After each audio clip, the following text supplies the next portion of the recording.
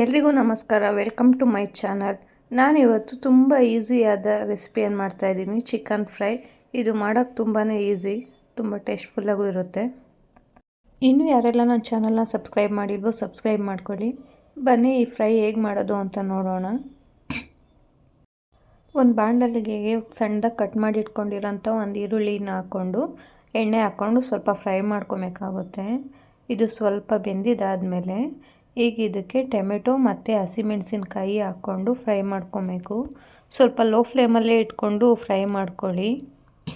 ಈರುಳ್ಳಿ ಮತ್ತು ಟೊಮೆಟೊ ಎರಡು ಸಾಫ್ಟ್ ಆಗೋವರೆಗೂ ಫ್ರೈ ಮಾಡ್ಕೊಬೇಕಾಗುತ್ತೆ.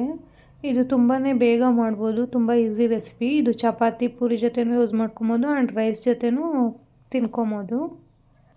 ಸಾಂಬಾರು ಮಾಡಿದ್ರೆ ಮಕ್ಕಳು ಅಷ್ಟು ಚೆನ್ನಾಗಿ ತಿನ್ನಲ್ಲ, ಈ ಥರ ಫ್ರೈ ಮಾಡಿಕೊಟ್ರೆ ಚೆನ್ನಾಗಿ ತಿಂತಾರೆ. ಸ್ವಲ್ಪ ಈ ಥರ ಫ್ರೈ ಮಾಡ್ಕೊಂಡಿದ್ದಾದಮೇಲೆ ನಾನು ರುಚಿಗೆ ತಕ್ಕಷ್ಟು ಉಪ್ಪು ಹಾಕ್ಕೊತಾ ಇದ್ದೀನಿ. ನಾನು ಕಲ್ಲುಪ್ಪು ಯೂಸ್ ಮಾಡ್ಕೊತಾ ಇದ್ದೀನಿ. ಕಲ್ಲುಪ್ಪು ಹಾಕಿದ್ರೆ ಒಂದು ಸ್ವಲ್ಪ ಟೇಸ್ಟು ಚೆನ್ನಾಗಿರ್ತೈತೆ. ಸೊ ಅದರಿಂದ ಕಲ್ಲುಪ್ಪು ಹಾಕ್ಕೊಂಡು ಸ್ವಲ್ಪ ಫ್ರೈ ಮಾಡ್ಕೊಳ್ಬೇಕು. ನನಗೆ ಸ್ವಲ್ಪ ಖಾರ ಜಾಸ್ತಿ ಇರಬೇಕು, ನಾನು ಜಾಸ್ತಿ ಖಾರ ತಿಂತೀನಿ, ಅದರಿಂದ ಸ್ವಲ್ಪ ಜಾಸ್ತಿನೇ ಖಾರ ಹಾಕ್ಕೊತಾ ಇದ್ದೀನಿ. ನಿಮಗೆ ಸ್ವಲ್ಪ ಬೇಕು, ಕಮ್ಮಿ ಖಾರ ಬೇಕು ಅಂದರೆ ಸ್ವಲ್ಪ ಹಸಿಮೆಣ್ಸಿನ್ಕಾಯಿನ ಕಮ್ಮಿ ಹಾಕ್ಕೊಳ್ಳಿ. ಈ ಥರ ಎಣ್ಣೆ ಬಿಟ್ಕೊಂಡಿದ್ದಾದಮೇಲೆ ಇದಕ್ಕೆ ಸ್ವಲ್ಪ ಶುಂಠಿ ಬೆಳ್ಳುಳ್ಳಿ ಪೇಸ್ಟ್ ಒಂದು ಸ್ಪೂನ್ ಹಾಕಿ ಅದು ಹಸಿ ಸ್ಮೆಲ್ ಹೋಗೋವರೆಗೂ ನೀಟಾಗಿ ಫ್ರೈ ಮಾಡ್ಕೊಬೇಕಾಗುತ್ತೆ. ನೋಡಿ, ಈರುಳ್ಳಿ ಟೊಮೆಟೊ ನೀಟಾಗಿ ಬೆಂದಿದೆ, ಎಣ್ಣೆ ಬಿಟ್ಕೊಂಡಿದೆ. ಇವಾಗ ನಾನು ಶುಂಠಿ ಬೆಳ್ಳುಳ್ಳಿ ಪೇಸ್ಟ್ ಹಾಕ್ಕೊಂಡು ಫ್ರೈ ಮಾಡ್ತಾಯಿದ್ದೀನಿ.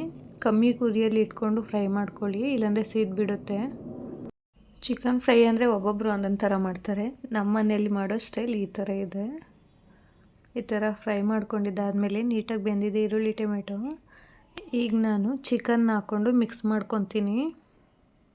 ನಾನು ಚಿಕನ್ ಹಾಕೊಂಡಿದ್ದಾದಮೇಲೆ ಮಸಾಲೆ ಐಟಮ್ಸ್ ಹಾಕ್ಕೊತೀನಿ. ಕೆಲವರು ಟೊಮೆಟೊ ಈರುಳ್ಳಿ ಬೇಯಿಸೋವಾಗೆ ಹಾಕ್ಕೊಂಬಿಡ್ತಾರೆ.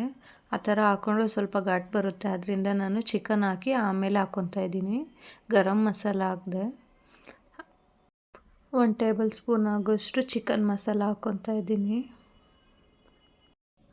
ಸ್ವಲ್ಪ ಅರಿಶಿನ ಪುಡಿ ಮತ್ತು ಸ್ವಲ್ಪ 2 ಟೇಬಲ್ ಸ್ಪೂನ್ ಆಗೋಷ್ಟು ಖಾರದ ಪುಡಿ ಹಾಕ್ಕೊತಾ ಇದ್ದೀನಿ, ಚಿಲ್ಲಿ ಪೌಡರು.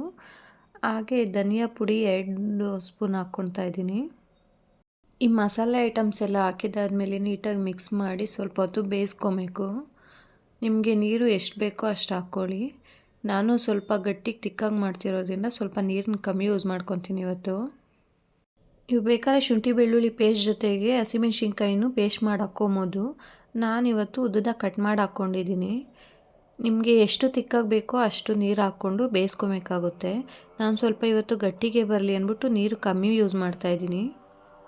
ಗ್ರೇವಿ ಥರ ಸ್ವಲ್ಪ ಜಾಸ್ತಿ ಬೇಕು ಅಂದರೆ ಸ್ವಲ್ಪ ನೀರು ಜಾಸ್ತಿ ಹಾಕ್ಕೊಂಡು ಅದನ್ನು ರೈಸ್ಗೂ ಯೂಸ್ ಮಾಡ್ಕೊಬೋದು. ಚಿಕನ್ ಬೆಂದಿದ್ದಾದಮೇಲೆ 2 ಸ್ಪೂನ್ ಅಥವಾ 3 ಸ್ಪೂನ್ ಆಗೋಷ್ಟು ಮೊಸರನ್ನ ತಗೊಂಡು ಮಿಕ್ಸ್ ಮಾಡ್ಕೊತೀನಿ. ಮಿಕ್ಸ್ ಮಾಡಿಕೊಂಡು ಬೇಯಿಸ್ಕೊತಾ ಇದ್ದೀನಿ. ಮೊಸರು ಹಾಕೋದ್ರಿಂದ ಸ್ವಲ್ಪ ಗಟ್ಟಿ ಆಗುತ್ತೆ, ಗ್ರೇವಿ ಚೆನ್ನಾಗಿರುತ್ತೆ ಟೇಸ್ಟು. ಮೊಸರು ಹಾಕಿ ನೀಟಾಗಿ ಮಿಕ್ಸ್ ಮಾಡ್ಕೊಬೇಕು. ಆಮೇಲೆ ಸ್ವಲ್ಪ ಹೊತ್ತು ಬೇಯಿಸ್ಕೊಬೇಕಾಗುತ್ತೆ ಚಿಕನ್ನ. ಈಗ ಆಲ್ಮೋಸ್ಟ್ ರೆಡಿ ಇದೆ ಚಿಕನ್ ಫ್ರೈ. ಈಗ ನಾನು ಸ್ವಲ್ಪ ಪುದೀನ ಸೊಪ್ಪು ಮತ್ತು ಕೊತ್ತಂಬರಿ ಹಾಕಿ ನೀಟಾಗಿ ಮಿಕ್ಸ್ ಮಾಡ್ಕೊತೀನಿ. ನೋಡಿ ಎಷ್ಟು ಈಸಿಯಾಗಿ ಚಿಕನ್ ಫ್ರೈ ಮಾಡ್ಬೋದು ಅಂತ. ಚಿಕನ್ ಫ್ರೈ ರೆಡಿ ಇದೆ.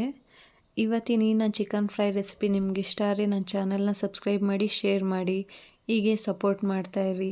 ಧನ್ಯವಾದಗಳು. ಈ ರೆಸಿಪಿ ನೋಡಿ ಟ್ರೈ ಮಾಡಿದ್ರೆ ಹೇಗೆ ಬಂದಿತ್ತು ಅಂತ ಕಮೆಂಟ್ಸಲ್ಲಿ ತಿಳಿಸ್ಕೊಡಿ.